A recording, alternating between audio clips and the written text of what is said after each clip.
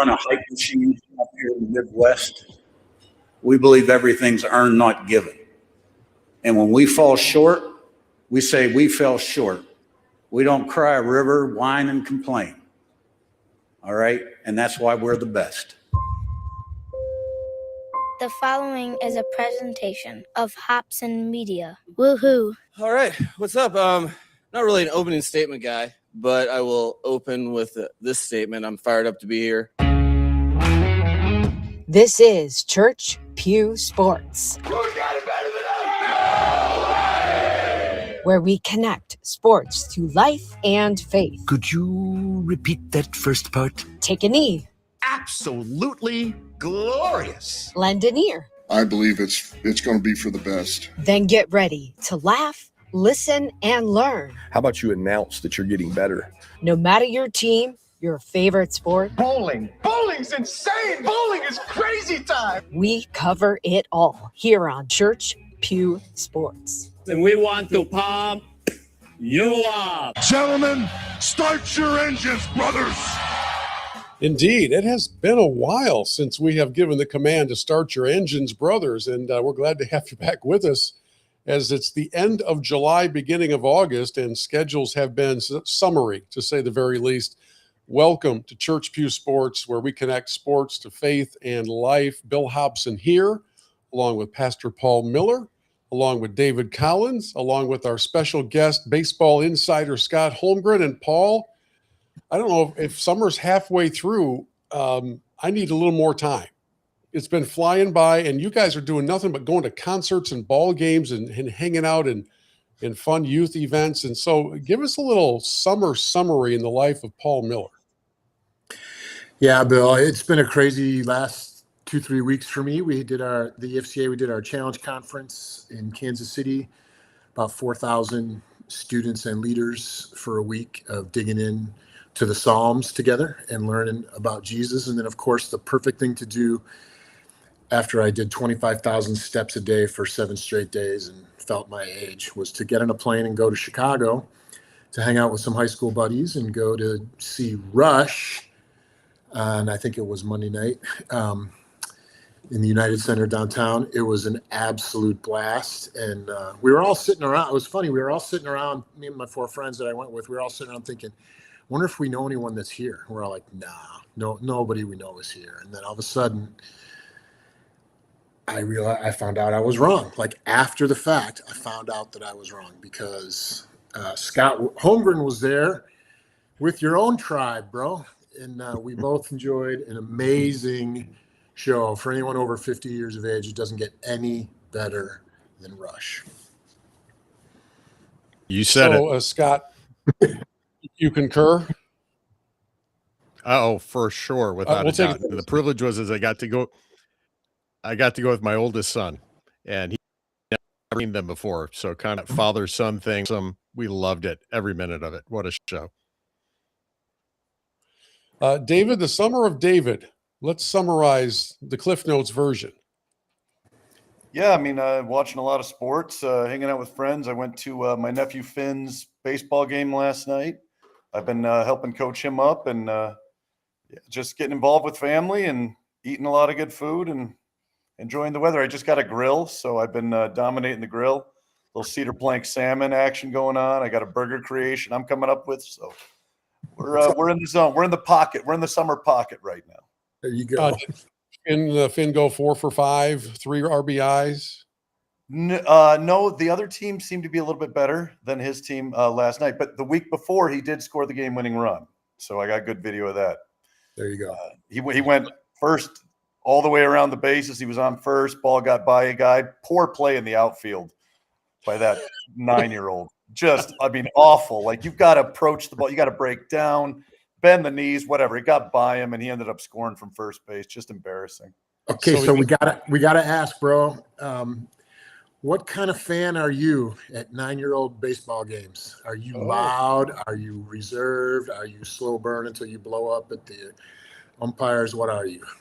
I'm just there to hang, man. It's all about vibes. Like, I just chill, and if I hang with Finn, and if Finn's chilling, I'm chilling, whatever. If Finn gets mad, I'll get mad. But, I mean, he ain't getting mad. He doesn't know what's going on. So we're all happy. Finn's 9. I'm going to be a bad uncle here. I don't know. I think he's 11 or 12 or something like that. So you have not yet been ejected, is what you're saying, as a fan. I would never. I mean, I'm not. Come on. I like sports. I'm not that guy. Well, I'm just going to flash back in time. I was playing then. I was an athlete in the game. That's different. Drawing That's back very on different. If you're in the game, you have to bring an intensity. Very different things. Marathon softball. I'm just going back in time. By the way, this is insider just for a moment for David. At the new site of Hiawatha there, about a half hour from where you are, poured a brand new basketball court, brand new cement court, just a little bigger than the small court up north, but not full court. Glass backboards, dude. Yeah. Okay. So that's just for me and David. Sorry, we got distracted a little bit.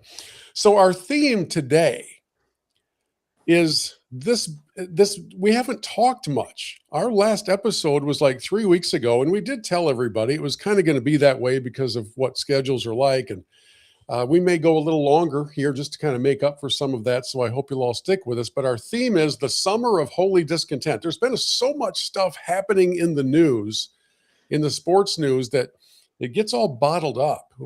Our text threads are epic because normally we would just channel all of these things into a weekly podcast. And now here they've been boiling over for the better part of a month. And, and there's stuff in my world, there's stuff in Paul's and Scott's and David's world that have been kind of top of mind. Like, man, somebody has got to at least hear me out as we get through all this. So Paul, where do you want to start? Man, I kind of think we got to start with LeBron James going to Philly to join Joel Embiid and Tyrese Maxey and Jaylen Brown. I think we all know why he went to Philly. In fact, yeah, because he still has a lot to give and he still loves the game, and it has nothing about ring chasing. It's nothing about trying to prove that he's the GOAT or any of that stuff. I have loved some of the reactions. I think we have a few of them that we would love to listen to and react to. So I'll let you tee those up, Bill. But I think that's, as much as I hate to say it, that's one of the biggest headlines of the summer. Yeah, and I think, there have been comments made from all different perspectives. Most often in NBA circles, when conversations turn to seismic news, and people turn to Barkley. And here's Charles Barkley talking about this move by LeBron. He wins back-to-back championships and walk away this thing at 44-45. I'll say something I ain't never said before. This dude, I think I just saw the greatest basketball player ever. I would probably have to. What you said about Michael Jordan, you would give LeBron James, if the 76ers win back-to-back titles, you'd give LeBron James the title of GOAT? I probably would.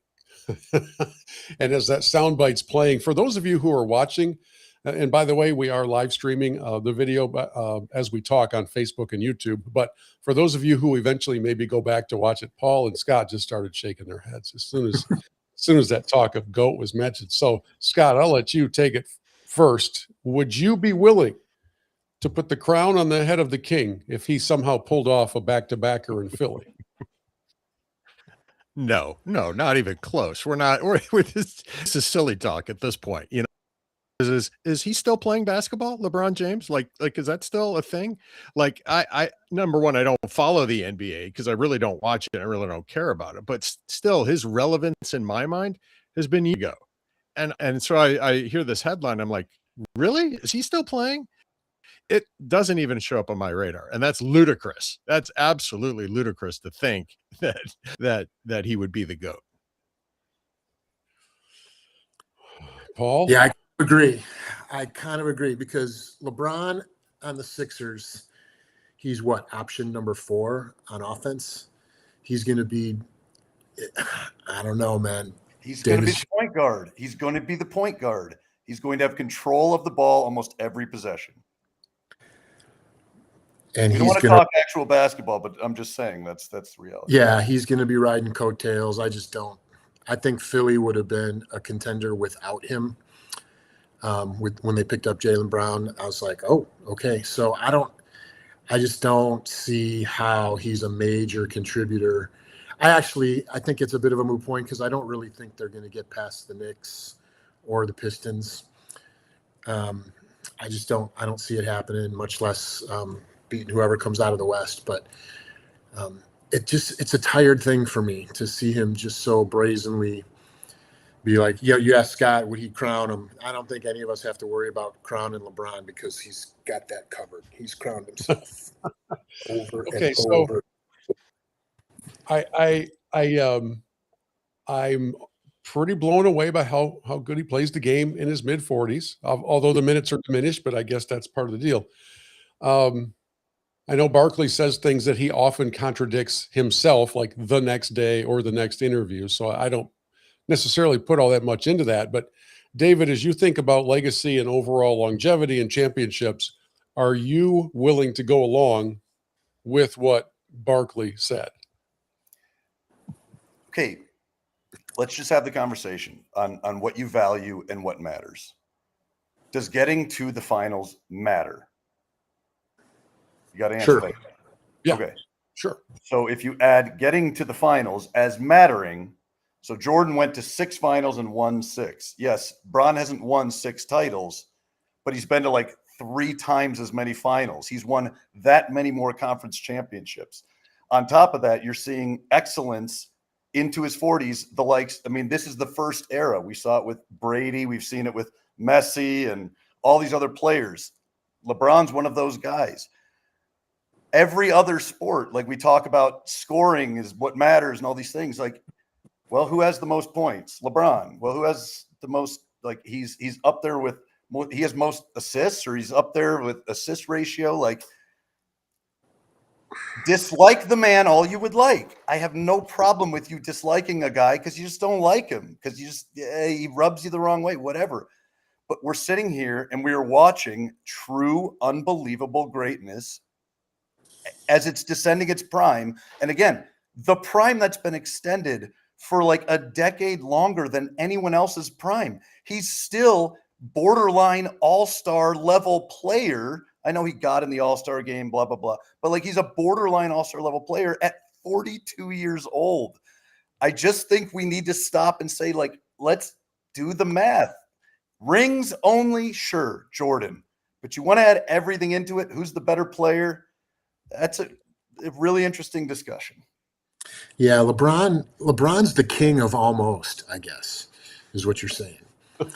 He's the king of almost. And so I just – But if he wins a title in Philly and he's won a title in 4 different places, that means he found the right place to be. It had nothing to do with him. It was all the things he found. Nope, okay. Not saying that. Here's the perspective on this whole conversation. Just because I would say LeBron's not the GOAT doesn't mean that I say he sucks. I think he's top 3 all time. That's not nothing, right? And so there's that. I think it's amazing. I actually do think it's pretty spectacular that he's been able to elongate his career as much as he has and continue to have sustained excellence like that. I think all of that's great, but my definition of the GOAT is not you played the longest. My definition is you were the best. And so, Paul, you continue your firm foundation in your rankings of 1 Lambeer, 2 Jordan, 3 LeBron. Yeah, Isaiah. Don't forget Isaiah. He's in there. He's top 5 for sure. But I just wanted to make sure you had shaken anything up. I just want to clarify. So you just want to care about who's the best. So in that regard, we'll just not look at all of the statistics and we'll just look at the titles. Is what you're saying? Nope, that's not what I said. That's essentially exactly what you just said. Because the best player has the best points and best assists and best rebounds. But no, your things. Nope, I'm disregarding.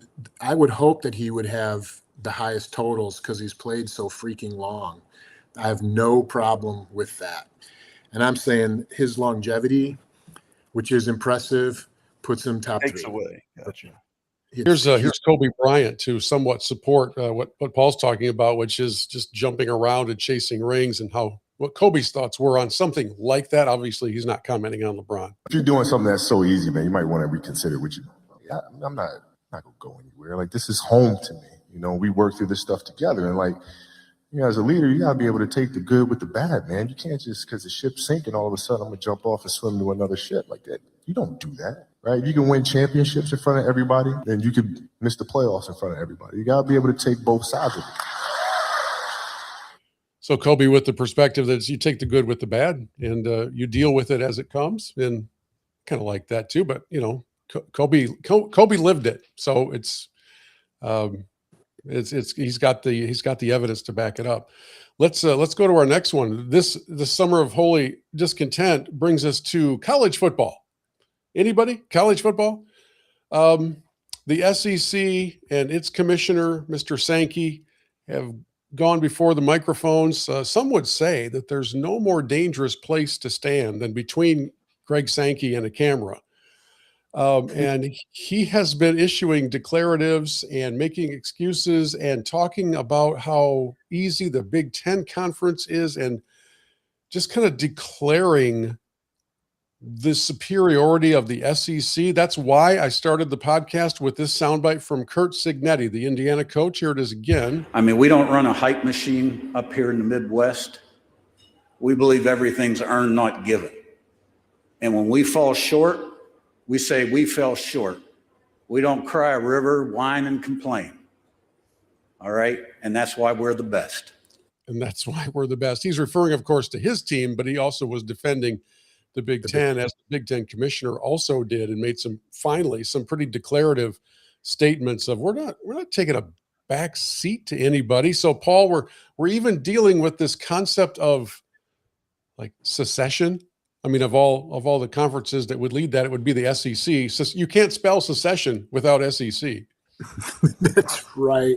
Yeah, Sankey was talking about that. I thought some of the comments on ESPN about this isn't just smoke. There's actually the possibility of this happening, which is a little bit what Cignetti's hinting at, is like, hey, the ball's not bouncing our way or whatever. We're just going to go. We're just going to leave and start our own thing. It's just tired for me. Maybe it's just posturing because the whole, what is it, the Protect College Sports Act that has been in Congress, and it's not going to get a vote in the Senate before they start their August recess. So now there's not going to be any antitrust protection or consistency from region to region or state to state. And surprise, Congress isn't helping at all with this, which is really, I think, what the SEC is trying to get. They're trying to get Congress to put some rules in place that will standardize the cheating, the under the table stuff, the paying of players, whatever you want to call it. Because it's the way it's set up right now, it's just a free for all. So, which I actually do respect that. I just don't think the way you do it is you threaten to walk away.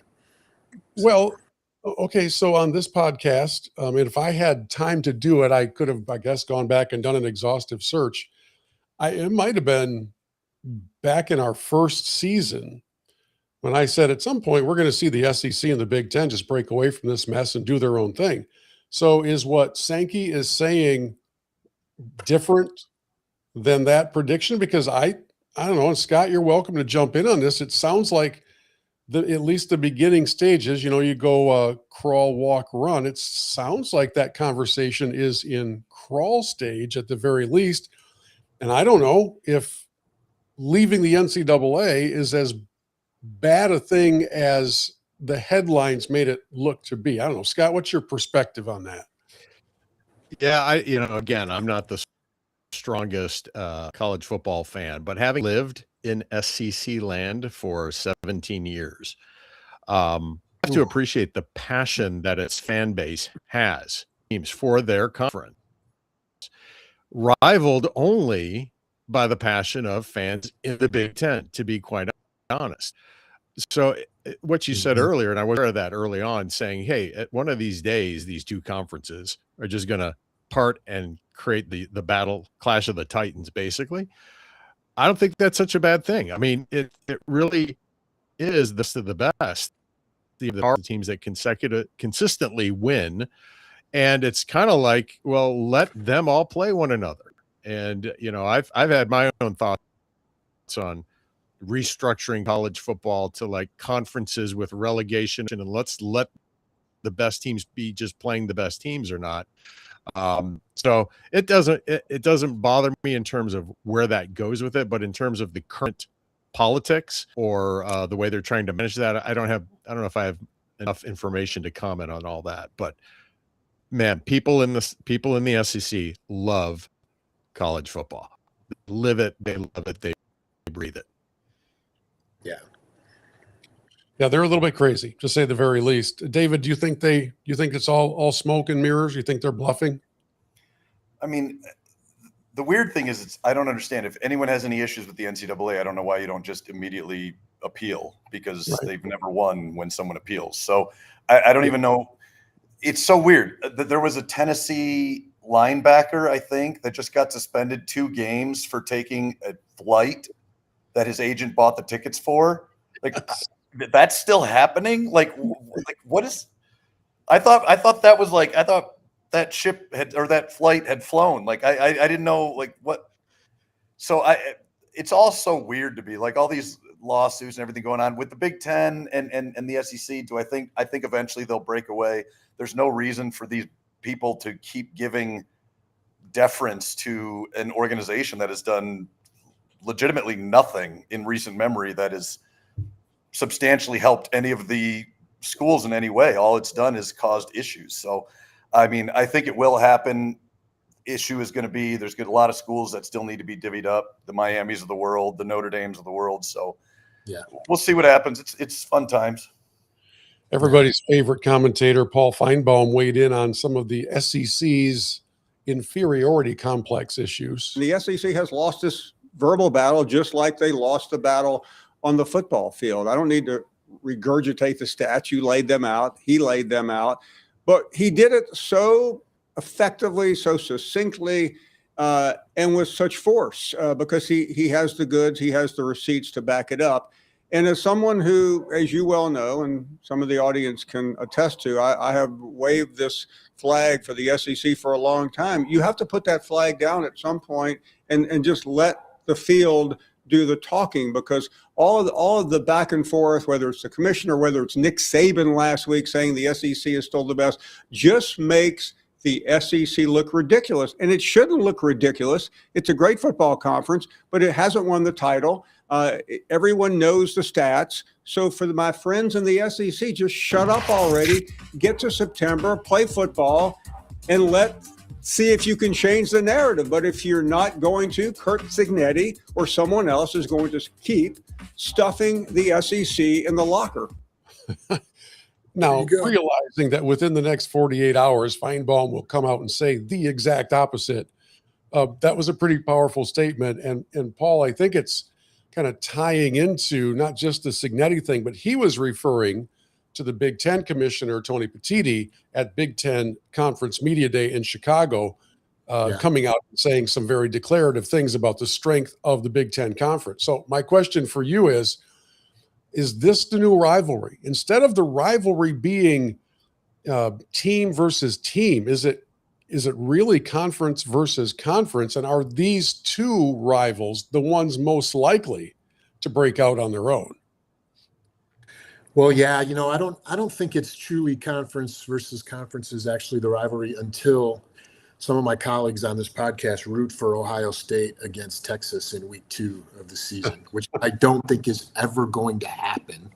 So I don't think that's the case. I do think on the SEC side, they play like that, right? Like they all root for each other when they're not playing each other. And so they do have like a conference loyalty thing that feels to me like is much more entrenched than in the Big Ten. But it is good to see the Big Ten kind of finally punch back a little bit, and not be afraid to say some stuff. Signetti is really brazen, and Petitti is kind of a little more vocal than I think we're used to in Big Ten country. But I think it's good. I think it's healthy. I think it's appropriate.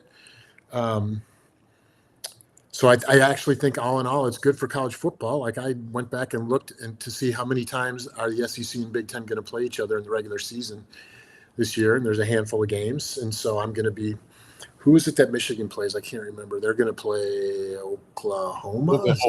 Yeah. I'll be rooting for Michigan when they play Oklahoma. I'm assuming you guys will be rooting for Ohio State when they play Texas. Yep. There we go. Yeah, for sure. All right, next up, David. I hate to bring us into this one because it's going to require your full attention. Earlier today, now this is Friday evening. We're recording this on July 31. Earlier today, respected sources were reporting the Tigers are expected to enter into a full-scale fire sale. And Scott, this will be of interest to you as well.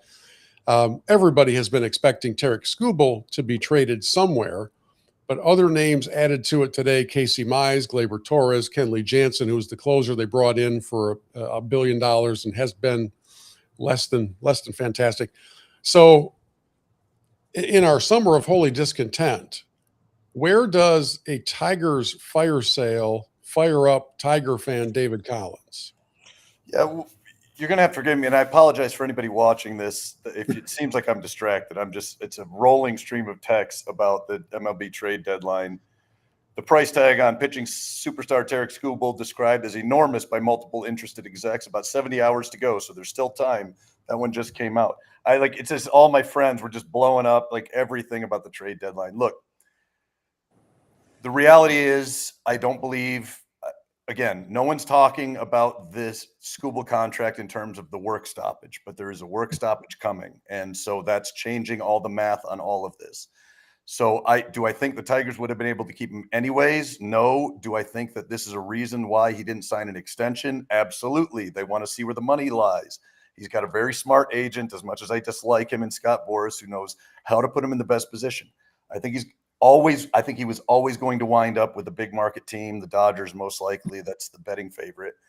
It makes me sad. If we keep him, I would love it. If we trade him, I would love it. I'm in a position right now where whatever ends up happening, I'm actually pretty okay with it. I think the starting rotation has not been our problem all season. So losing our best starter, I think we can make up for that with guys like Troy Melton's emergence, et cetera, Cater Montero, all that. And we need a lot of help, and he can get us bullpen help and some other things. So I'm at a position where if we ride with him to the end of the season, I will be all in for Skubal. If we trade him and we bring something in, I'm okay with that too. I'm kind of reserved, but again, like I said, my focus is kind of all over because Max Clark's about to start his first Major League Baseball game too when Bill decides to do this podcast, because he never picks good times to do it. So anyways, there's just a lot going on. But yeah, that's kind of how I feel about the Skubal thing. The first pitch isn't until like 10 o'clock Eastern time. We've still got 9:31. That thing's coming off at 9:40. And if I miss Max Clark getting to that bat, man, he's not batting until 6. So it might not be the second inning, and then you're all right. You're only getting to see Max Clark because the team has tanked and they're deciding to bring everybody up. Scott, there's 3.5 out of a wild card. I mean, this team could go on a run. After blowing a 7-0 lead 100%. 2 days. That's 2024. They had 1% chance to make the postseason in 2024, and they made the postseason. They can do that again. They absolutely can. Hey, folks, seriously, I pray that all of you have somebody in your life that loves you as much as David loves these Detroit Tigers, because that would be an everlasting, unbreakable bond. Scott, you study this stuff. We know Skubal is the headline when it comes to trade deadline talks, but there's so much more talk around the league about other players. In your world, what should baseball fans be gearing up for in the next 48 hours? Yeah, actually, before I answer, I do have one question for David. Did anything change over the last couple of weeks? Tiger riding high, and suddenly, does that have an effect? I will say, honestly, that 4-game series against the Royals, if you go 3-1, you're feeling good, and you take the 2 you should have taken from the Orioles, we're in a much different position. But I mean, this team since June 1st has already made up, I think, 5 or 6 games. If you give them another month or 2, they can make up another 3 or 4 games, and they're only 3.5 out of the wild card. Or 3.5 out of the division. I just don't see. I think the everyday lineup they would put out is good enough to win most games that they play. And so to me, they're still in it. Yeah. No, I appreciate that. As a Cubs fan, there's a lot of parallels between our two teams going back to 21. What happened, right? There's a heartburn part there, right? That is palpable. But back to your original question, Bill, the trade deadline, and David mentioned it, it's as if the glowing red eye of Sauron looking over Middle Earth is this CBA expiring, right? Like everything that we're looking forward to has this looming blackness just ready to just pounce, because the season has been so fantastic. The parity is so amazing, and the sport has come back from COVID with a momentum, all the rule changes, all the players. I mean, it's just been so exciting, and it's just gut wrenching to think they're going to screw this thing up, right? And I'll get to that holy discontent later. But absolutely, everything that happens over the next 48 hours traditionally is with a mind on next year. It's all about next year. You do things now that will impact the rest of the season. For the great majority of teams, it's about next year, building, creating new talent, trying to grow your strategic plan for over a year, your financial plan, right? And so the CBA unfortunately is having an effect on that. But Tarik Skubal, it's amazing that he's how often is it a two-time Cy Young Award where that's riding this high on the horse, right? He is in everybody's sights. And not only the Dodgers. Yes, I know the Dodgers are the odds-on favorites, but the Brewers could use him. The Cubs could use him. The Rays could use him. The Braves could use him. And if any of those teams really want to kind of stick it to the Dodgers, and the Tigers could use. But if any of those teams want to stick it to the Dodgers, bid that price up as high as you could go, right? And force the Dodgers to do that. Because frankly, I don't think the Dodgers need him. The Dodgers need him so that he doesn't go to other teams in the NL, right? They don't want to face him. That's why they don't want to face him on the Brewers. If he goes, go to the Brewers. No, go to the Cubs. Okay, so let me just jump in here and ask a couple of questions of you two baseball guys. We know that there are incredibly moronic leadership moments in sports. The WNBA, for instance, in its entire existence. Baseball, in this moment, riding a high, has this almost certain work stoppage coming. How on earth, between the networks that are paying the money and all the agents that I know they want more and more and more and more and more, but they're going to lose out as well as this thing drags on. And then the goodwill that's been generated by the fans, the attendance numbers are strong, the TV numbers are pretty decent, the storylines are really good. How on earth could the historic Major League Baseball Corporation decide, you know what we need to do? I think what we should do is emulate the wisdom shown by the WNBA. Let's do some of that stuff. Let's try to run our shop like they do, because they're doing such a fantastic job. Where is this madness coming from? I know it's dollars. But are there more dollars available for baseball than baseball is currently getting? At some point, there's a ceiling. Where are these extra dollars supposed to come from? Somebody tell me. I mean, I mean, it's about the money. It's about the money, but I also think it's severely misreading the room. I think both sides are convinced that they have all the support in the world behind them, and neither of them are right. To me, that's the biggest problem. Half the league thinks that salary cap. Everybody wants a salary cap because players are paid way too much. Or I'm sorry, that owners spend way too much. And then the other half says no because players aren't paid enough. And I don't think the fan is as interested in that as they just want it solved. They want the game to continue, and they will pay the money. I think fans are proving that they will pay the money. I just went to a Cubs game a week ago. The prices are exorbitant, and yet I'm there for the experience. So I go for the all-in experience, and baseball's riding that high.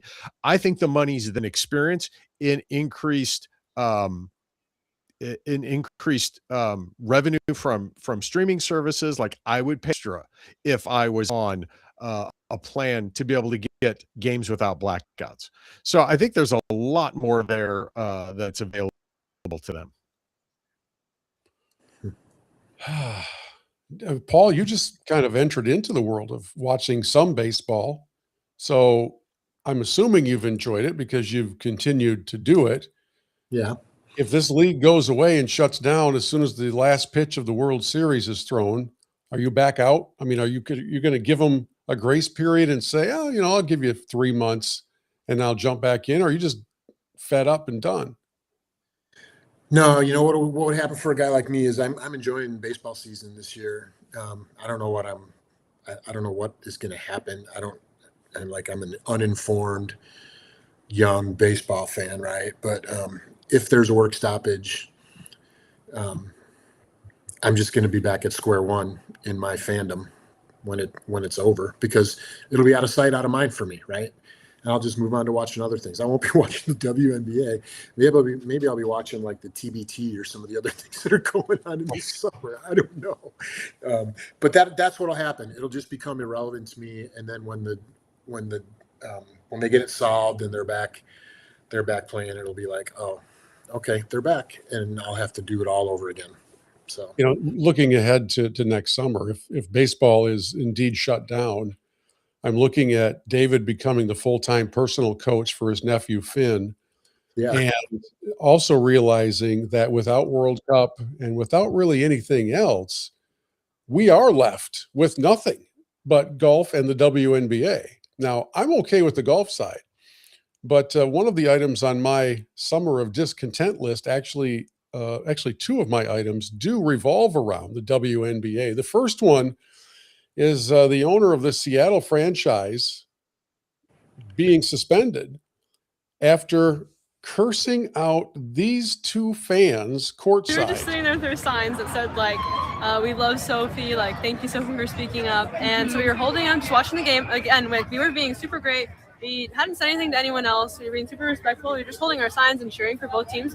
And this older lady comes up to us, and at first I think she's going to be nice. And she asked, like, what are you guys doing? Something like that. And then it was like, Jesus loves everyone. That's what she told us. And I was like, oh, I know. Like, I'm religious. Like, I know. Like, I know. Nice. Yeah. And she's like, oh, I hope Jesus can forgive you for what sin you've done. And like something like that. And then she told us that we were effing insane. And that I've never been yelled at like that. I mean, I've had people hate on me on the internet, but like, it doesn't really affect me as much because it's just people online. But that just took me by surprise because I thought she was going to be nice. And then she starts like screaming at us. So to color in some of the details, Sophie Cunningham of the Indiana team was playing in Seattle. Sophie had recently gone on to social media to cite her support for women playing in women's sports and not allowing men in women's sports. And these 2 girls were sitting on the sidelines, and they had on T-shirts that supported that position along with signs that said, "Go Sophie, go," or something like that. It was honestly, I mean, regardless of what side of the issue somebody may take, they were completely innocent, except they had those shirts on. And they supported Sophie, who had become, especially in Seattle, a bit of a pariah for taking this position that I think 98% of America takes.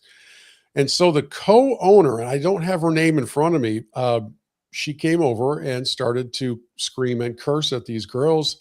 They kicked them out of the game. The owner had to be pulled away from these 2 girls who, from all the video that we've seen, they were kind of just sitting there shell-shocked. And then that owner got fined and suspended for her behavior. And it just makes, again, this league, man, this league is truly special because of that. And incident number 2, as the WNBA has now entered into its own world of gambling scandals. The league itself posted a video of Angel Reese and Paige Beckers wagering $400 on which of their teams would win. And they were doing it like in their locker rooms. And then the league deleted it after realizing that violated their own league rules. And they threatened to suspend the 2 players if they went through with it. You really can't make this stuff up. And just remember, if baseball goes on lockout, that's essentially the only sport you got rolling next summer. And I still don't think it's going to attract any attention. But anybody here on the podcast interested in just becoming the commissioner of the league and maybe cleaning up a few things? David? The commissioner of Which baseball league? Or which what, the WNBA? No. Oh. I mean, I'm not qualified to do that in either of those, so I guess not. All right, Paul, go ahead. Take it to us Michigan men, and then we're going to go to your friend's audio message. But I know Paul's got some Michigan talk for us. Really, I just have some Michigan questions for my Michigan friends, Michigan fan friends. There's all this noise all summer about the investigation that they paid $12 million for, that was going to like reveal all the corruption and stuff going on in the athletic department at the University of Michigan. And then when the dust settles, there's no report. There's all these accusations of them avoiding the real issues and everything else. And then Ward Manuel gets a buyout where they're like at the end of the season or whatever, or end of 27, or I don't even know what it is, or end of this year, I think he's going to retire, and he's getting a $7 million, like they're buying out the remaining 3 years of his contract, and they're going to give him rights to play golf in the campus golf courses, and they're going to like pay for his parking, and they're going to give him free cheeseburgers at that bar in Ann Arbor that Jim Harbaugh used to go to all the time. I don't know all the things in the buyout offer, but it just makes the whole thing, it reopens the wound of something ain't right in Ann Arbor. And I haven't gone all the way down the rabbit hole to find out what's being said outside the echo chamber, because that's probably the most interesting part of it for me. But I'm just curious how you guys are feeling. Ward's gone, but he's like taking all the toys with him when he leaves. You guys have wanted him gone for a while, so I just want to give my Michigan fan friends a chance to like bleed it out a little bit, I guess. I don't know. David, you want to go first?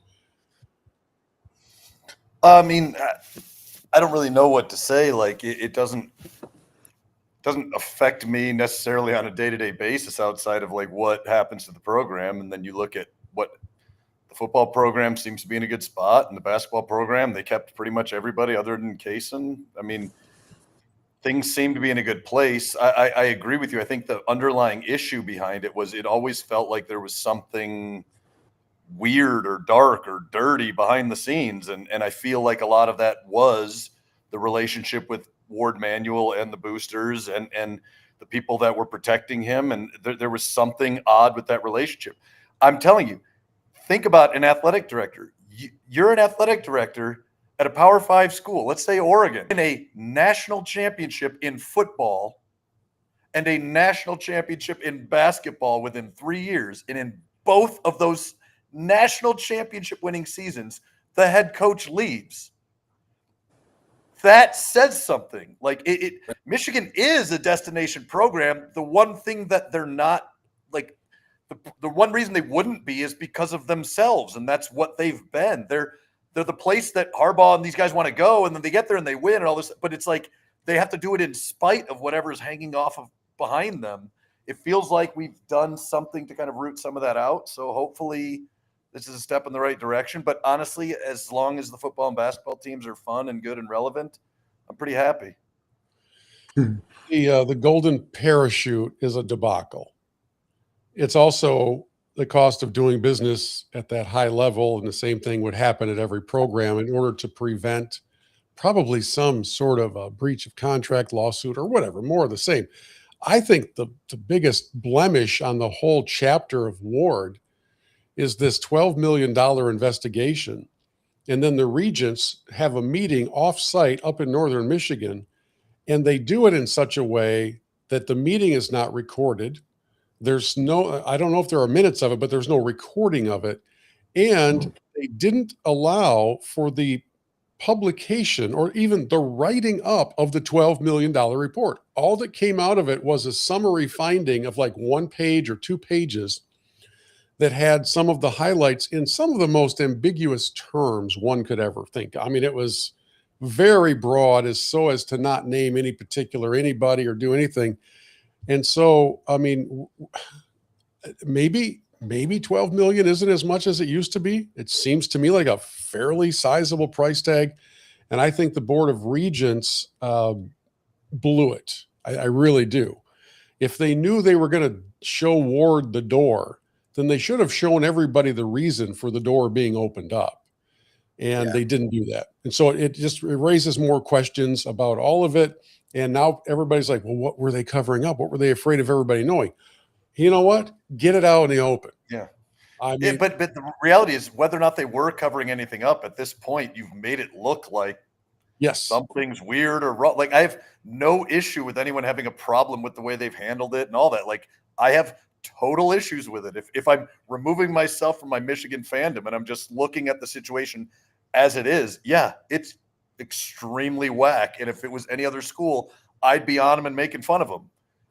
Would I also have to sit there and take it when they go, yeah, but we won those titles, deal with it? Yes, I would have to take it, just like everyone has to take it when Michigan fans say it. But the reality is, like, objectively, the whole situation's weird.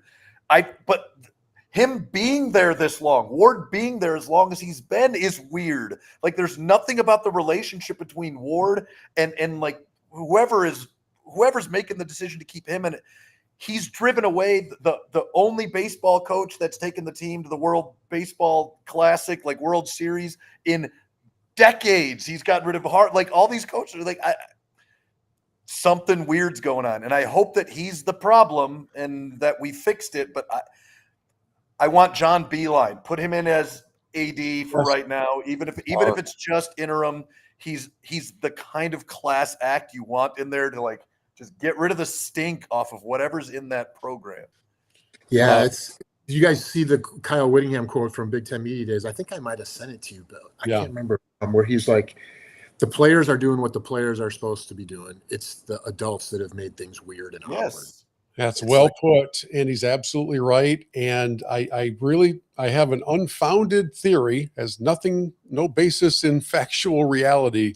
My theory is that the reason that end report of the investigation was so ambiguous and useless was because it showed that Ward had full knowledge of what was happening in the life of Sharon Moore and didn't want that to come out, because now you're leading to other aspects of a civil lawsuit that are still going to be coming down the road. Why do I say that? Because who on earth, as the supervisor, tells your head coach, stop traveling with that person, and then says, I really had no idea anything was going on? Yeah. Well, stupid or liar? There's two choices here: stupid or liar. Which one is it? You can have one. You can't. So, okay, Scott, you're going to enjoy this. Paul has a friend. Paul's friend, his name is Pete. His name is Pete Swanson, and he's begun to listen to the podcast, and he's begun to share. So, Pete, hey, glad you're out there, man. Thank you so much. He shared the existence of the podcast with some other folks in his life, and he left a voicemail message for Paul, or he sent him a voice memo, which Paul then forwarded to me, and Paul has given me permission on behalf of Pete to play this because it's his entry into a podcast episode we had a couple weeks ago about the greatest sports villains. And it fits well into this summer of holy discontent conversation. And David, you're going to love this. Oh, Pete. Now I edited it up a little bit because he did a little bit of rambling in there about some other stuff that didn't really fit into this. But here's Pete's contribution to our conversation. I thought of your podcast, so I told him about it. And I couldn't tell if he was excited or not, but he took it down. 2 days later, his daughter texts me and she goes, "Hey, my dad can't stop talking about your friend's podcast. You forgot to bring up Isaiah Thomas. Here's what pissed me." And I would come on your show and talk about my beef. Isaiah, I don't think you brought up. They walked off the court before shaking Michael's hand. That is the biggest villainy in the history of all sports of all time, including Tanya Harding, and I don't care about them and all that. Pete, I cannot wait to have you on this podcast. But in the meantime, as David takes his hand to the bridge of his nose, trying to compose himself, I do the same thing mentally. Oh, Pete, did you forget? Did you forget Jordan telling the world that it's about time some team won who plays the game the right way? Oh, wait, did you forget about Jordan keeping Isaiah off the dream team? Allegedly. Wait. Oh, David, go ahead. You take it from here. I got to take a breath. Okay, just let me gather myself here for a second. Yes, please do. The Tanya Harding incident was an actual assault. A crime. But the Pistons walking off the court is worse than actually physically assaulting somebody. All right. Just wanted to clarify that. I wanted to make sure I wasn't the only one that heard that. The Pistons walking off the floor is worse than assaulting an Olympic athlete so they can't perform. Got it. All right. That being said, let's rewind. 1 year before, and what happened? Pistons were beating the Celtics in a series. At the very end of that series, in the last game, as time was still on the clock, the Celtics got up and walked off the court and went to the locker room. Is that the biggest, most egregious offense in sports history? Or was it just when the Pistons did it because you like the Bulls? Like, I think this is such a dumb thing. Like, yes, what Isaiah and them did was stupid. We all agree. That was childish. It was a dumb thing. It was immature. The Celtics did it to them. The team that they were emulating, trying to get past them, they got past them, and now the team is coming after them, and they're looking, going, well, the team that we did it to did this to us. Maybe we should do. Like, what are we talking about here? It was disrespectful. It was stupid. That's all it was. Who cares, man? Come on. And the other layer to that is how heavy and how hard they received when Michael says in his press conference, this team doesn't play the game the right way. This is the team that drove him into the weight room. This is the team that drove him to the next level of greatness. This is the team that he could not get past. This is the team that they had to bring in enforcers to try to fight back or be more physical. And they had the Oakleys in there, and they had the Grants in there, and they had some of these guys that had no skills whatsoever except to try to knock people over, all because they had to protect His Royal Highness or Airness, sorry. And then when they finally get past him, Lambeer says, I'm out of here. I'm not shaking hands with anybody. And Zeke says, yeah, let's go. And one of the most delicious moments of the rivalry is watching the face of Michael Jordan as those guys walk past him on the bench, and he just stares at him like, really? This is how it's going to be? Because of his complete lack of self-awareness for the things he had contributed to those hard feelings. He's still mad about it. Watch The Last Dance. He still talks about it. That's the best. But again, to be fair, it was stupid and it was childish, and they did do something dumb. Like, I'm not defending what the Pistons did. I'm simply saying it's really not that big of a deal. It's like, I remember when Randy Moss like scored a touchdown and did the whole like fake moon the crowd thing, and Joe Buck disgusting act by Ray. It's like, okay, he fake mooned people. Like, can we just relax? Okay, he shouldn't have done it. It was stupid. It was immature. Whatever. Let's move on. The fact that people still hang on to it, like the most egregious disrespect in the history of sports, like, you know, go beat a figure skater's leg. My final word on this is just going to be very simple and clear to Pete Swanson. And I want to make sure, because David said he's not defending that action. I want you to hear me, Pete, real well. I'm defending that action. I think it was awesome. Love the action. I'm not defending it. I love it. All right, Paul, Here's Scott. what it is, Bill. Yeah, here's what it is. The reason I love that Pete sent me that video or that message is because it just shows what happens in sports echo chambers all over the country. It's not just an Ann Arbor thing, and I bag on Ann Arbor all the time. It's everywhere. If there's a perceived slight against your team, it becomes the biggest, most villainous thing ever to happen all time, and that's what makes sports fun. So. Oh, and by the way, in his voice memo, Pete says, I'm glad to come on the podcast anytime. We've invited him 5 times in the last 2 weeks. Let's go, Pete. Oh, did Pete just walk by us on the bench? Did he just? Yeah, I don't know. Scott, go ahead. No, I agree with Paul, man. Passion. And that's what it's all about. Passion will skew your, and I'll just leave it at that. Yeah, that's very true. Okay, so Except mine. The whole episode has been a summer of holy discontent, but now we're going to go into the segment that's actually holy discontent, and it'll be little shorter hits for everybody. Here we go. It's time to blow off some steam. Get it off your chest. Rant about what's most bothering you. I got a lot of problems with you people. Now you're going to hear about it. It's time for Holy Discontent. All right, Scott Holmgren, why don't you lead us off in this category? Yeah, sure. I alluded to it earlier. My holy discontent is still if somehow Major League Baseball screws up the offseason, the bargaining, and baseball for 2027. It'll just be a gut punch, and it's going to illustrate Proverbs 14:16 that says, a wise person cautious and turns away from evil, but a fool is arrogant and careless. And we can only hope that someone wise make a difference in the process.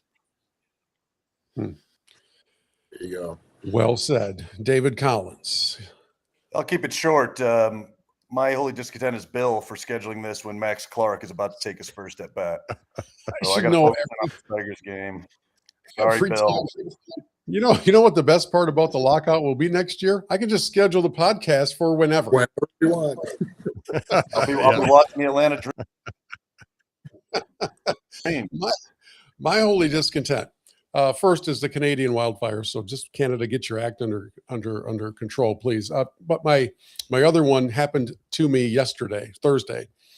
This week, the PGA Tour is in Detroit with the Rocket Classic. It is actually the final Rocket Classic because the tour has basically killed the tour, made it too expensive. So Detroit's out after this year. But I played in the Pro-Am Wednesday, had an awesome time, loved every bit of it, got the firsthand knowledge of how good these pros are, and then the tournament started on Thursday, and there's a podcast out there called the Bible Caddy Podcast, and it's hosted by U.S. Open champion Webb Simpson and some other players on tour. It's a great podcast. They just had Alistair Begg on there. Highly recommend it. It's a great listen. And so I decided I was going to get a special pass, walk inside the ropes yesterday afternoon with Webb's group, and then interview him at the end to talk about faith and golf and life and the podcast.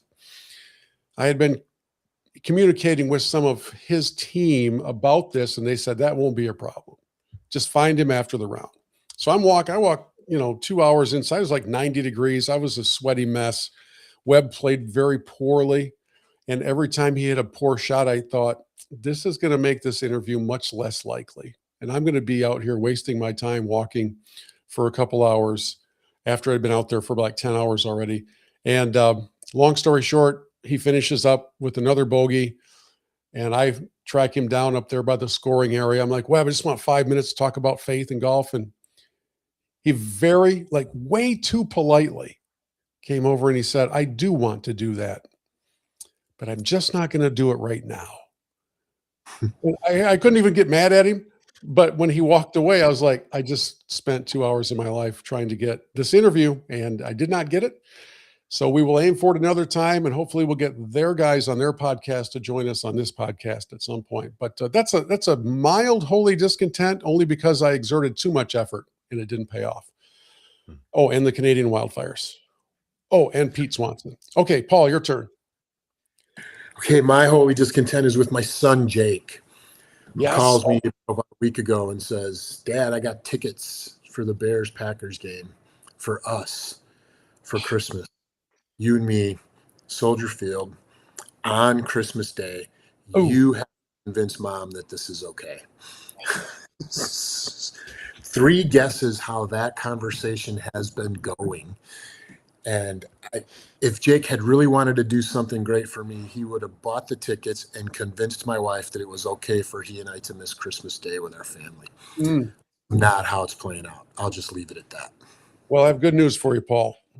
You have 3 brothers on this show who right now are ready to just each of us share like a 1-minute plea on Paul's behalf that he can share with Bobby later, and just see if it helps maybe change the tide of where this is headed because of the potential for this Christmas Day matchup. So, Scott, do you want to go first, and then David, and then I'll bring up the rear as we make a personal appeal on behalf of our brother, so that he can enjoy this special gift. Go ahead, Scott, lead us off.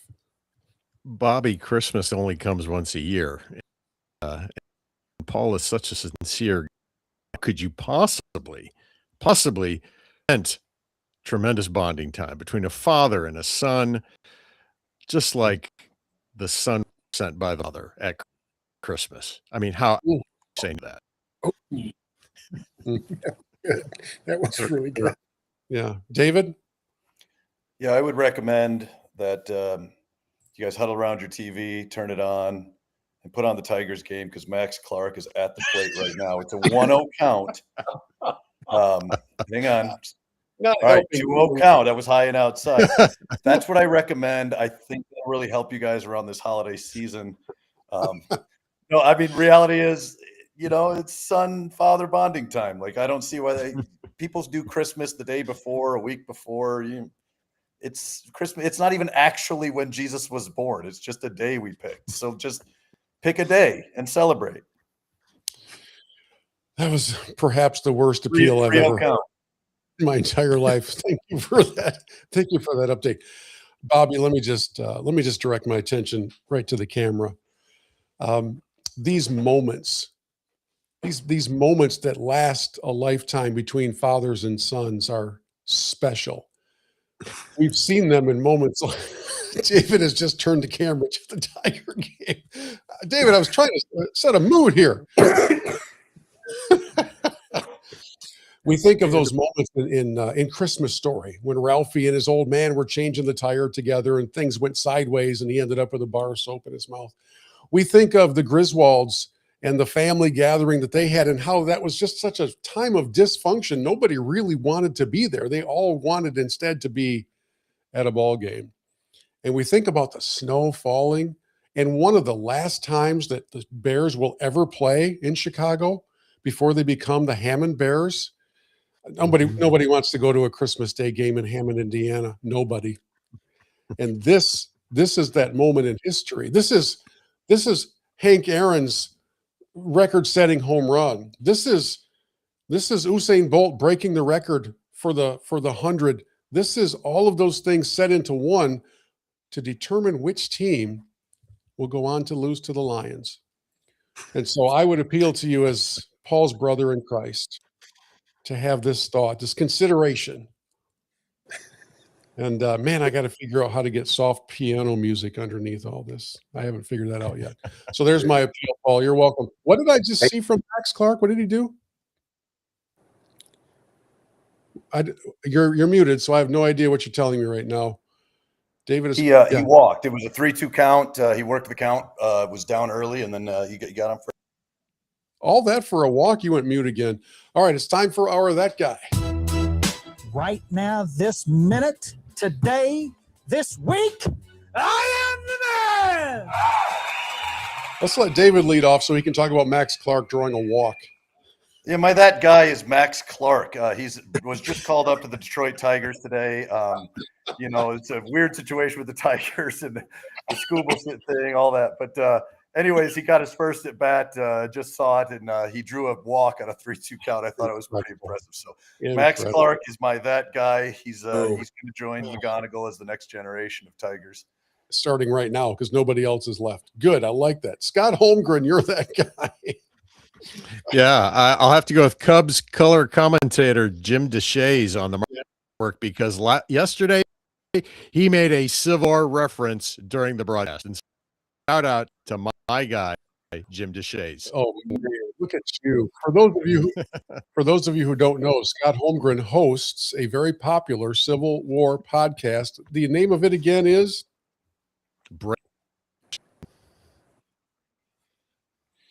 And okay, that's serious. I got to talk to you after this. I love the Civil War. I used to live out in Harrisburg near the Gettysburg area. I've been all through that historically.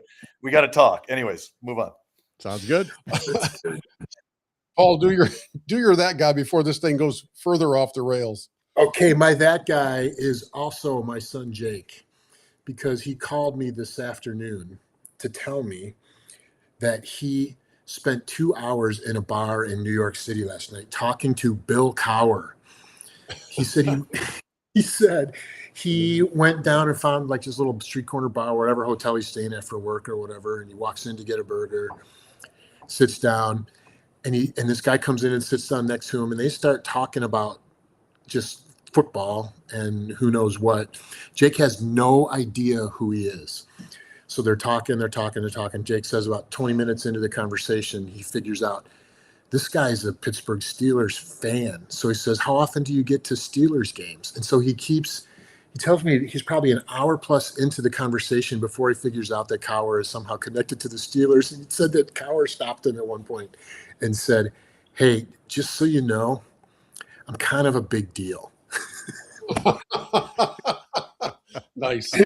He's like, I played for the Steelers. I coached them. I won a Super Bowl with them. So yeah. And Jake's like, he told me he felt like a complete moron. But then at the end of their conversation, Cowher paid for his meal, traded phone numbers with him, and said, next time you're in New York, let's get drinks.